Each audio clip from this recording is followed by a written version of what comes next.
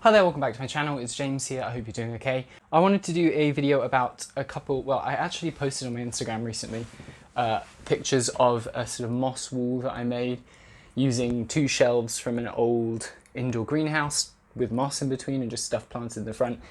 And people seemed pretty interested, so I thought I'd do a video. So what you're going to see today is essentially 1 month, a tiny bit over a month's worth of growth, maybe 6 weeks of growth. From what it was originally. So I took pictures originally when I first made them. This is kind of my midway point, and then in a couple of months, maybe 2, maybe 3, I'll do another update and we can kind of see where things are at. Because if things continue growing at the rate they are, then hopefully it should be pretty different, dramatically more overgrown. So I'm going to show you my two main moss walls. I have another smaller one inside this smaller grow tent, but we'll talk about that another time. So the two I'm going to show you today are in this big grow tent, and I'm also going to just do a little bit of an update on some of the Anthurium seedlings at various stages that I've got, because a couple of you wanted to see particularly my Ace of Spades and Magnificum seedlings, so I'll show those. And yeah, hopefully you enjoy this. I will not see you again, so enjoy the video. I do say this at the end as well, but if you enjoyed this, subscribe to this channel, like the video, and if you want to check out my Instagram, I'll pop that up here. Okay, so here we are in the grow tent, and yeah, the lighting is going to go weird maybe sometimes. But yeah, I can't really get far enough back because I recently shuffled everything around so I could have these on the side walls. But there's a bit of fungus going on there, that's not great, I need to spray that. This is one of the moss walls, like not really a moss wall, kind of just a moss palette, like a moss rectangle that I hang up against the wall, but it's working pretty well. I'll do like a tutorial, but it's literally the easiest thing in the world. I just took two of these greenhouse shelves that I'd stopped using. I stuffed the middle with moss and I tied them together. It's getting a little bit dry at the top here, so I need to water it. Yeah, I think the issue with this specific design is that it dries out so quickly. Even in this grow tent, I'm having to water it maybe once every 2 days, otherwise it just starts getting crispy like this at the top. Anyway, so we'll have a look at these moss walls quickly. I'll just talk you through what I planted, and then I'll show you some Anthurium seedlings, hopefully. Should we start from the top? And I'm going to have to shuffle leaves around as we go. So this is the Dischidia 1000 hearts, million hearts, so I have very little like investment in it. But it's doing super well actually. It came as this single strand here. Ignore this. This like grass stuff pops up from the sphagnum when it's wet for a long time. And it's put off a couple of different growth points with some really lovely leaves. The variegation's quite nice. I don't know actually what it's going to do sort of in terms of growth pattern. But yeah, there is an orchid there, this is Brassivola something, cuculata maybe. It's very recent, it's still kind of adapting, it's lost a couple of these leaves, but it's just so cool. I saw it on Instagram and I loved it, so I went and ordered one on eBay. Then we have buried underneath this Rhaphidophora cryptantha, this little orchid in there, hopefully you can see, which is doing actually really nicely. I don't think that these conditions in this grow tent are going to let these Arangus flower. There's another one there, Arangus fuscata, but they are growing very well. So their vegetative growth likes this. And then there's Arangus pioneer here, which has done like all the growing, all those roots there. They were struggling for a little while when I had them mounted on their little mounts that they came with, so I took them off and stuck them in this wall. And then there's Phalaenopsis down there. It's Phalaenopsis, which one? Lindenii? Phalaenopsis lindenii. It's one of these ones with the really nice grey splashy leaves. Super cute. So I'm not really expecting these to flower in here. This is maybe just a temporary home for them before I shift them somewhere else. I'm considering turning my smaller grow tent, the one I had before, into like an orchid carnivorous plant home, maybe. We'll see how we go with that.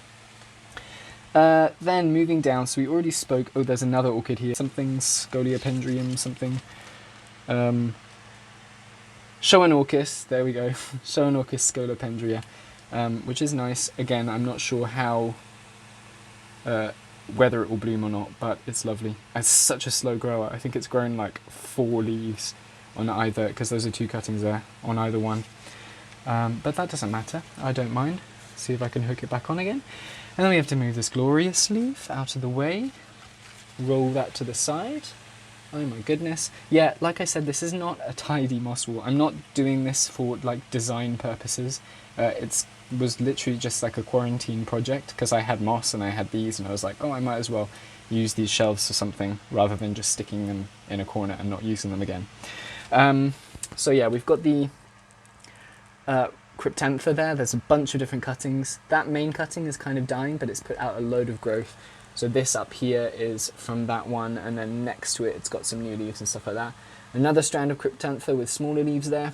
And then we have a couple of bits of Rhaphidophora Hai variegated, which is very like, the nodes were very, very widely placed until I put it up on here. And it started to grow properly, shingling a little bit better. Down below, we have, this is kind of poor choices. Let me just, poor choices for philodendron to put on this wall, because I know obviously that this philodendron gigas is going to get massive, way too big for this moss wall, but it's kind of, I just basically took all of the propagations because this was a very sudden plan that I had and chucked it on. So I have a philodendron gigas, which is doing lots of growing. Things really like this because it's so regularly watered, but also there's no chance of root rot because it's completely open. Things are loving it. Then we have a Belmarx Fantasy, which was a tiny little cutting. Well, it had these three leaves at the bottom when I put it on, so it's put out 3 and a bit leaves since it went on here, which is pretty good going. And then we've got the light is quite bright here. Definitely too bright for the Belmarx Fantasy. I think you can see there's a little bit of bleaching happening on the leaves. But hopefully now that the light is a little bit higher, that will change. Then we have this Varicosum variant. I'm not sure exactly which one it is. It's the first one I had that got really big and then rotted and I had to cut it up, so that's a thing. Down here we have Queen Anthurium, or Waraquianum, which was a little stem cutting that I took a while ago from my bigger plant, and yeah, this and this are new leaves since I put it on here. So again, it loves it. And speaking of Anthurium, there's one of my crystallinum seedlings here, which was again struggling. I think the only reason it was struggling was because I was not keeping it well enough watered, and because I water this so regularly, it's doing well here. There's a nice fuzzy root moving down into the sphagnum there. Then we have Rhaphidophora celaticolis, I think. I have not had to say that out loud before. Again, I'll pop it up on the screen so you will see. Which is not really, I have another one rooting in a box. So this is kind of just a cutting that I stuck directly on the wall. And it's not dead, and actually where are we? The new leaf there is kind of coming out. But I have another one as kind of an insurance just in case it doesn't take. Then there is a variegated domesticum, which I don't think will stay variegated. I took it from a node cutting, which is very small. So I'll probably just let it grow out a little bit and then take it off, because that is also going to get way too big. Next to it is more variegated Hai, which is putting out some really nice growth. That leaf there in particular I think is super pretty. And below we have Philodendron Ushanum, 2 cuttings, which is sort of a similar appearance kind of to Belmarx Fantasy. Slightly larger, fleshier leaves, but still with that blue tinge, a little bit less pronounced venation. And some new growth there. It actually had some roots that were growing down, yeah, they're growing down off the moss wall, which is nice. And I think the last 2 on this one is a Melanochrysum, which obviously is also going to get way too big. And it's actually in a bit of a better spot. Where it was before, the light was just way too bright. It was bleaching this new leaf. But the newer one, because it's now sheltered behind this Splendid, I think is a little bit happier. And then right down at the bottom there, again, it's just nodes I had lying around. That is a Anthurium medium variegated node, which hasn't done anything. So yeah, that's kind of it. Swamped by other leaves. Yeah, I'm having some fungus issues in here. This is a problem with this grow tent. I actually sprayed everything last week, and I haven't noticed any spreading since. But yeah, you just have to be aware, if you do get a grow tent, that the circulation, if it's not great, can cause issues. The air circulation, I mean. So yeah, this is number 1. Then I'm gonna stand up And we'll go for the second one. Panning round. Yeah, this is like much smaller. Just the sort of more narrow shelves that I had from one of my grow tents. And likewise, like very unrealistic with the kind of things I put on here. But I'm sort of happy if they reach the top and get some sort of mature leaves and then I have to cut them back. That's okay. It kind of is just a, I don't know, a different growing medium. And maybe I'll cut some of them off and keep other ones on. We'll see. So starting here, this is just Amicans. I had loads of propagations lying around because I was planning on potting them up and giving some to my partner to take to his house, but that didn't happen because he was isolating here during the lockdown, blah, blah, blah. So that hasn't happened yet. I want to see if I can get some slightly more mature leaves because obviously this is supposedly a climbing option for this plant, and the big Micans leaves are super nice, super interesting if you haven't seen them before. Some Monstera dubia. Yeah. Again, I kind of just slapped it against this. I wound a little bit underneath the supports and it's rooted really, really well. This was the last leaf I had before I put it on, and these two have come out since I put it on this wall. So it is definitely happy. Like, the leaf size has increased pretty dramatically there, and I'm sure it will continue to increase. Next to that, there's Rhaphidophora Hai, just a non-variegated version, which again I just kind of slapped on relatively recently, but it is starting to grow. This is a bit disappointing. This is one of my Philodendron ilsamanii propagations, which I stuck on here. You can see there's a very small amount of variegation on that leaf. It has put out no variegation since, which happens. There's a new leaf here, so we'll wait and see what that does. Yeah, I have had some struggles with ilsamanii so far. I think out of all my propagations, only 2 of them are like producing some variegation on every single leaf, even though it's not a huge amount. Which is a shame because it came from such a beautifully variegated plant, but hey ho. It seems like they are a little bit weird with their variegation, so I've seen plants where there's no variegation and then suddenly there's tons. So I'm still holding out hope for these. Yeah. Below this is a variegated Anthurium, Anthurium medium, like that node against the other wall. There's a new leaf coming out there. Then we've got a Florida Beauty, which is also going to get way too big for this wall really fast. That's its newest leaf, very nicely variegated. Below there is a Philodendron Magnum, which was just a node, so it's grown well. I've struggled with this one. My main plant of it was in bad shape when I got it, and it just kind of died. But this node hopefully will do something, because they're really beautiful when they get big. Then, hard to see, but that little one there is a Philodendron Majestic node as well. So hopefully that does something interesting. And last one here is that the last? Oh no, there's one more. That is Philodendron Brantianum, I think, without the extra I, or Brandy. Yeah, again, I want to give it a chance to get bigger. Maybe once it reaches the top, I'll propagate it and like keep going with it to try and get some really big leaves, because they can get really gorgeous. And the last one there, which is barely noticeable, is a Philodendron Domesticum variegated node, which again I just had lying around, so we'll see what it does. Yeah, there's a little bit of rust happening. I mean, I think that was there before because these are quite old shelves. But I foresee that being an issue with these, like using just these metal grids, potentially rust becoming an issue. But for now, it's okay. So that is my second one. Super, super easy. These literally took me like half an hour, well, maybe an hour for the bigger one and a little bit less for this one once the moss was in place. It, like, you just stick them in.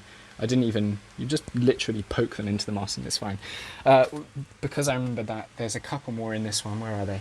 Yeah, there's a Metallicum node that I put there and another Metallicum node chunk that I put there, because they weren't really doing anything in their propagation bags and things seem to really like it on here, so I wanted to do that.